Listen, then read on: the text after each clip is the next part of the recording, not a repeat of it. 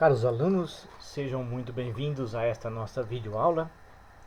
Mais uma videoaula do curso de MAC 130, Cálculo 3. E nesta aula nós vamos fazer uma resolução comentada de um exercício que foi proposto nos slides da aula sobre multiplicador de Lagrange. Então, inicialmente vamos lembrar o que é o método dos multiplicadores de Lagrange, né? Como que ele funciona, e é usado para nós maximizarmos ou minimizarmos funções quando nós temos uma restrição ou um vínculo relacionado a determinação de máximo e mínimo de uma função, não é? Então, o que nós temos, né? Como que é, de fato, o que diz o método dos multiplicadores de Lagrange? Se nós temos, então, uma função contínua e nós construímos um conjunto B, que é o conjunto de todos os pontos que estão no domínio da função f e que pertencem a curva de nível de uma função g, de altura k, e estamos querendo que esse conjunto seja compacto, né? Para que isso? E o que significa isso? Compacto significa que este conjunto ele tem que ser fechado, ou seja, ele contém os pontos que estão na fronteira, e tem que ser limitado. Isso significa, no R2, que tem que caber dentro de um retângulo. Se isso então for verdadeiro, nós conseguimos garantir então que a função f tem tanto máximo e mínimo sujeito a essa restrição, dentro desse conjunto B. Mas, olha só, se nós olharmos com um pouco mais de detalhe, um pouco mais de cuidado, esta figura que está aí na transparência, o que acontece?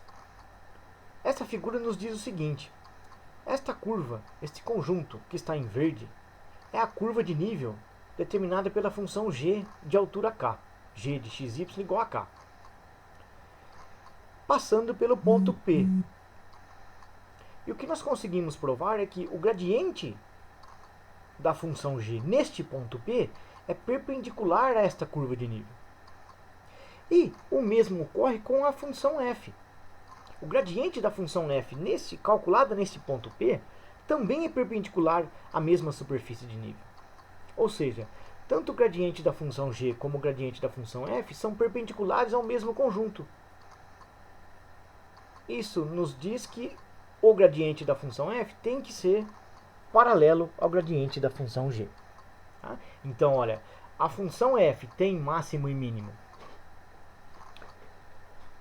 sujeito a este vínculo, a condição determinada pela função g, se e somente se o gradiente da função f for paralelo ao gradiente da função g.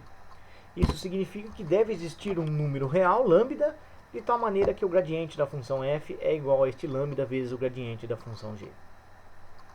Então, este resultado, que é, o número real lambda é conhecido como multiplicador de Lagrange, né? E este resultado nos dá um método para, assim, de fato, encontrar os pontos em onde a função f assume máximo e mínimo sujeitos à restrição dada pela curva de nível da função g. Quais são os passos então que nós devemos percorrer para achar esses pontos de máximo e mínimo da função f? Primeira coisa é o seguinte: nós temos que encontrar todas as soluções, todos os valores de x, y e lambda que satisfazem a equação gradiente da função f igual a lambda gradiente da função g. Temos que tomar um cuidado aqui porque o gradiente da função g não pode se anular nesses pontos x e y. Tem que ser diferente de zero. Então temos que tomar cuidado com isso. E uma vez que nós determinarmos todos esses pontos que satisfazem esta equação, nós calculamos a função f em todos esses pontos. o maior valor que nós encontrarmos será o máximo e o menor valor será o mínimo. Ok? Então, temos aí uma receitinha para seguir, que é determinada pelo método dos multiplicadores de Lagrange. Vamos então aplicar este método para resolver o seguinte exercício. Determine o ponto da curva y² igual a 4x, que pertence ao primeiro quadrante, cuja distância ao ponto 4, 0 seja a menor possível. Então, queremos minimizar uma função sujeita a uma determinada restrição. Né? Quais são as informações que o exercício nos dá? Né? A primeira informação é que este ponto P deve pertencer à curva y² igual a 4x. Isso nos diz que a função dada por y² menos 4x e isso tudo sendo igual a zero, essa é a nossa restrição, o nosso vínculo do exercício. Quem seria então a nossa função que nós queremos minimizar? A função é dada pela distância do ponto P até o ponto Q, cujas coordenadas são 4, 0. Como que a gente então calcula a distância de dois pontos no plano? É a raiz quadrada da coordenada x do ponto P menos a coordenada x do ponto Q ao quadrado, isso nos dá x menos 4 ao quadrado, mais a diferença das coordenadas y, da coordenada y do ponto P, menos a coordenada y do ponto Q ao quadrado, isso nos dá, então, raiz quadrada de x menos 4 ao quadrado, mais y ao quadrado. Muito bem. Qual é o problema que nós temos aqui? Se nós trabalharmos com esta raiz quadrada, o cálculo das derivadas parciais ficarão bem complicados. Então, nós temos um truque aqui. Nós vamos, ao invés de trabalhar com esta função d, nós vamos trabalhar com a função d ao quadrado, que nós vamos chamar de f de xy. Elevando os dois lados ao quadrado da igualdade acima, nós encontramos que x menos 4 ao quadrado mais y ao quadrado é a função f de xy que nós queremos minimizar. Com esta função f, achar o mínimo desta função f é equivalente a achar o mínimo da função d. Então, nós podemos trabalhar com a função f.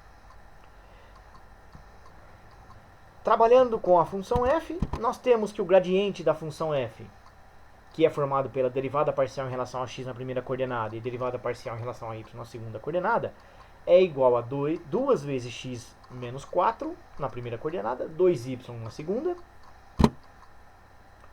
E o gradiente da função g é menos 4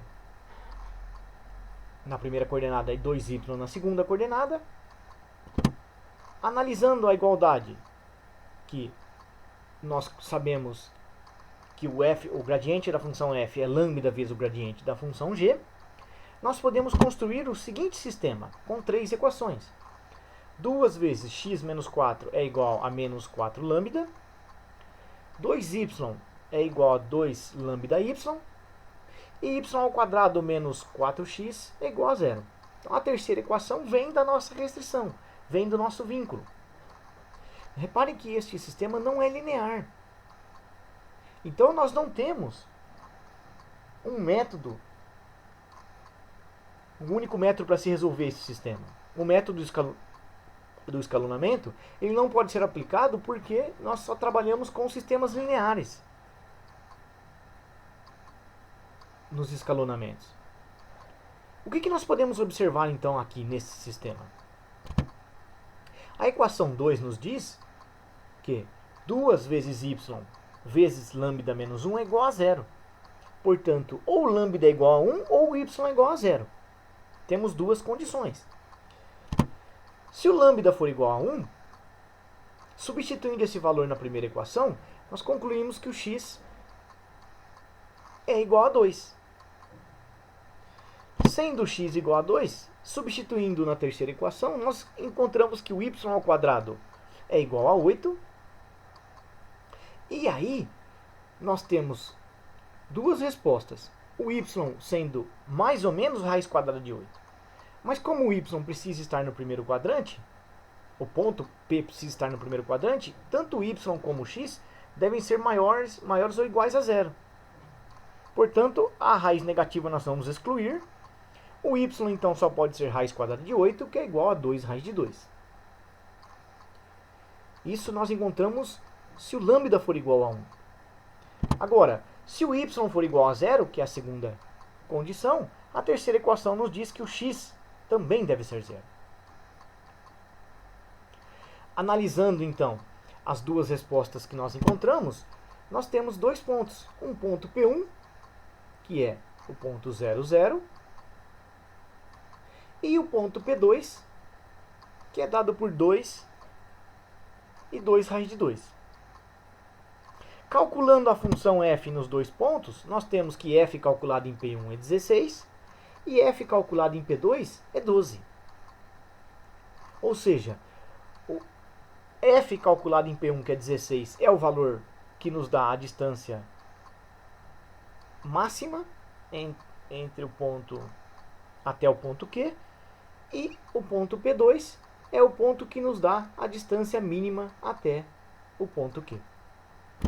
Consequentemente, a resposta então do nosso exercício é o ponto P2, que é igual a 2 raiz de 2. Ok? Muito obrigado pela atenção, bons estudos, aguardem novas postagens.